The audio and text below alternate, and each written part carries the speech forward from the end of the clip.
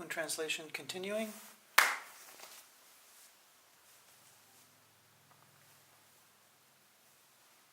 In the car, on the way to the doctor, I asked the people in the car, it's okay, I can put my arm back on, right?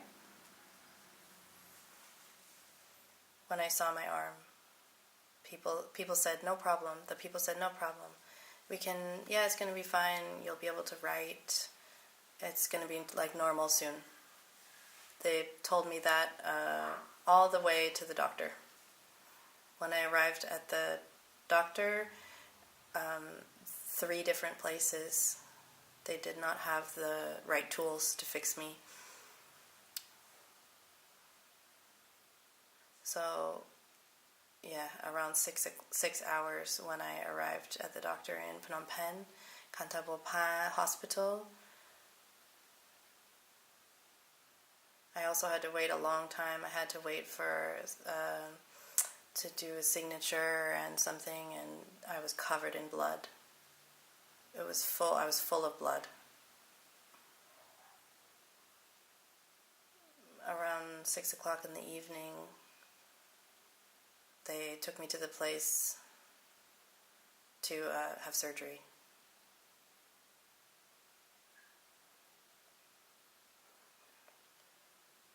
I was thinking, I've not died yet. I'm not died yet.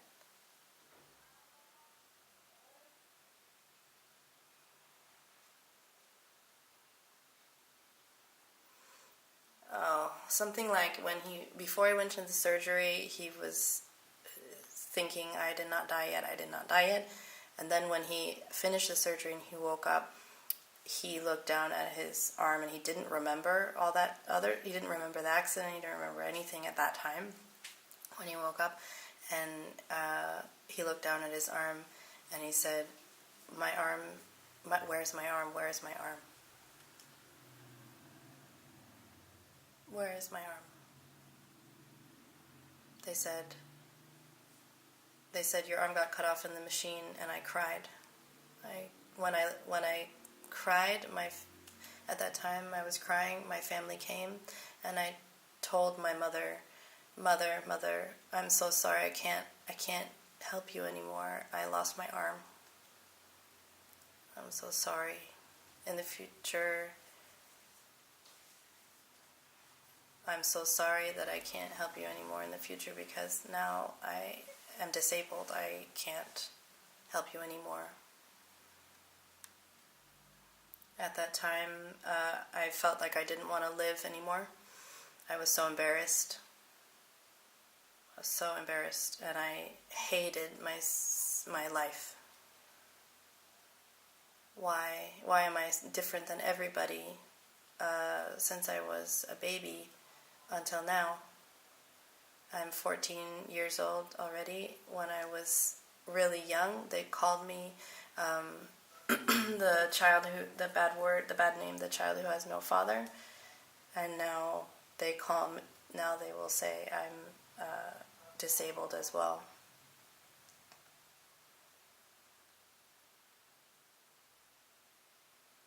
I was almost crazy. Sometimes I felt almost I've gone crazy, lost my mind, because I lost my arm myself. Like, I lost my arm myself. Like, not like that accident happened, but like I lost my arm. He's blaming himself.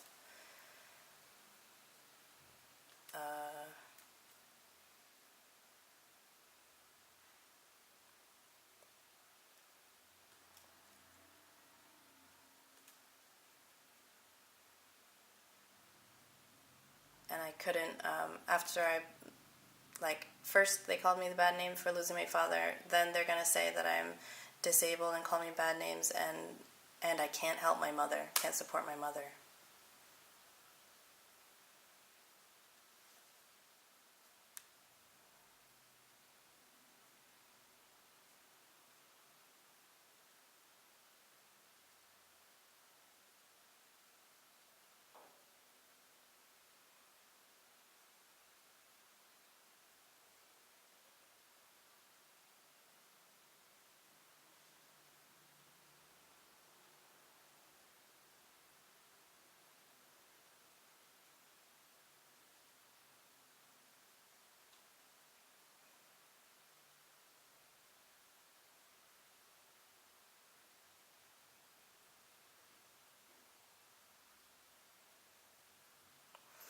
stayed maybe more than 1 month in the doctor, and I started to learn with my left hand, how to use my left hand. At that time, my mother could not come to see me every day because she had a child. She had my younger sister only for about half a month before she had my sister. She'd birthed my sister, so she couldn't take care of me. And she said she was sick because she had a new baby, and so I only had my grandmother, and my grandmother slept in the hospital with me and looked after me every day. But I was lucky because at that time the doctor tried to take care of me very well. He tried to help me and encourage me not to be brokenhearted. Helped me learn how to write and eat by myself. I remember the first day that I tried to use a spoon with my left hand. I tried to eat rice, and I picked up a full spoonful of rice, but when it got to my mouth, there was only 2 or 3 grains of rice left in the spoon. All of it fell down because it was really hard to hold the spoon. And before the accident, I was right-handed. I did everything with my right hand, and and I had never done anything with my left hand before, so I needed to try to learn everything again.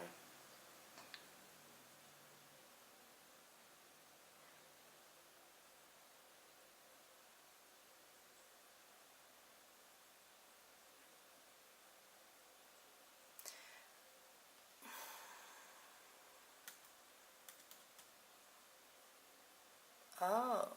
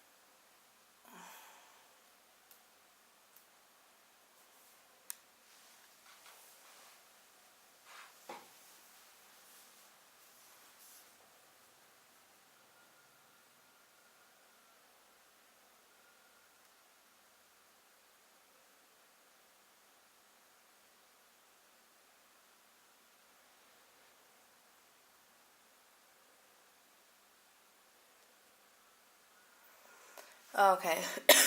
He's saying it was even more difficult because he had a problem with his left hand 15 days before the accident. His 15 days before the accident, his left hand had just healed from another injury, so it was very, very difficult for him. It was hard for me to learn how to use the spoon because my left hand also had a problem before. And so until I left from the doctor,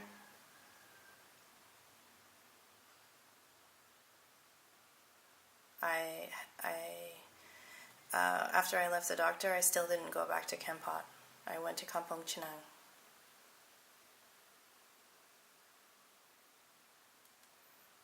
When I heard the sound of the machine, I was so anxious and scared.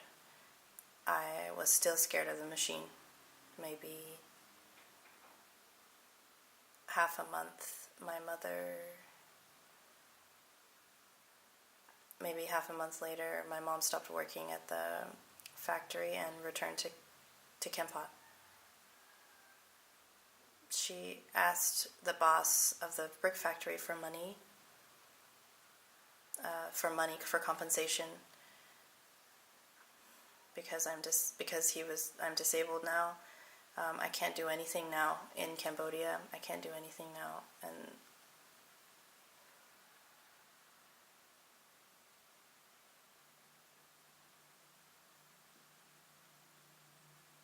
I didn't yet know that there were nonprofits. I didn't know anything. And so she asked for some money, and the boss gave $250, which is 1,000,000 real. And that was just enough money to buy one cow. The boss said, I didn't tell that child to work. The child chose by himself to work. And it's not my fault. It's only the child's fault for working by himself. My mother cried in front of the boss, and the boss gave her $250. And then went back to Kampot, bought a cow. When I arrived at my house, I could not leave the house. I could not go anywhere. Maybe around 5 days, I stayed inside my house. I went to my grandma's house and my house. Between my house and my grandma's house, go back. Only on this one little path every day. For 5 months, sorry, not 5 days, 5 months. I tried to go out a little bit after 5 months. When I arrived outside, I tried to see my friends that I'd had before, and they called me Akot. Akot is a bad word, a bad name. And I came back to my house and I cried because they called me that bad name, Akot. It was a very, very bad word for me. I knew I was disabled. But why did they have to call me that bad name? At that time, I wasn't really angry with them. At that time, I wasn't really angry with them. I knew it was true. I knew that I was disabled. I knew that I was Akot. I don't really know what the translation of that word is. But why did they have to tell me that?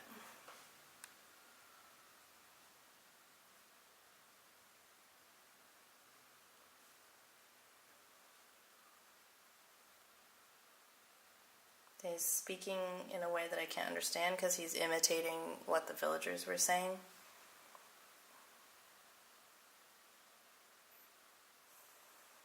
I felt like so brokenhearted. I wanted to kill myself. I tried to help my family, but I couldn't. Now I was disabled and I couldn't help my family, and everybody called me bad names. I remember when they called me those bad names. I remember the time when they called me the child with no father. And then when my mom left me, they also called me the child who has no mother. And now that I lost my arm, they called me also the bad word about not having an arm. I remember all these words at that time.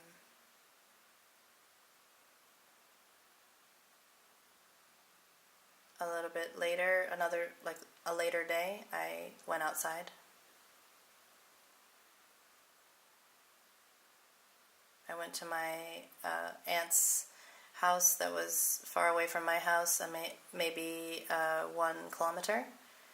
And my mom wanted me to go there, and I didn't go. I don't want to go. I'm too embarrassed.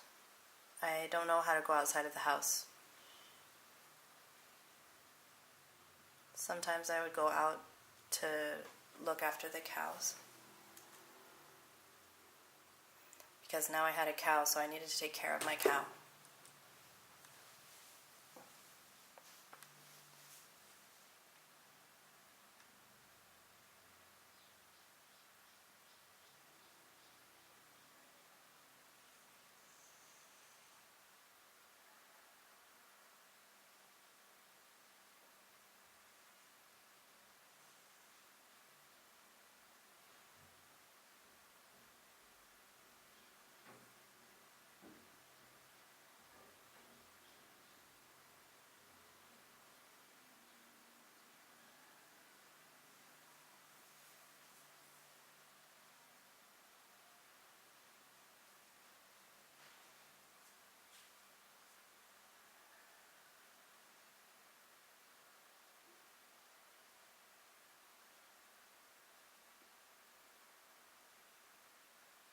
when they said those things to me.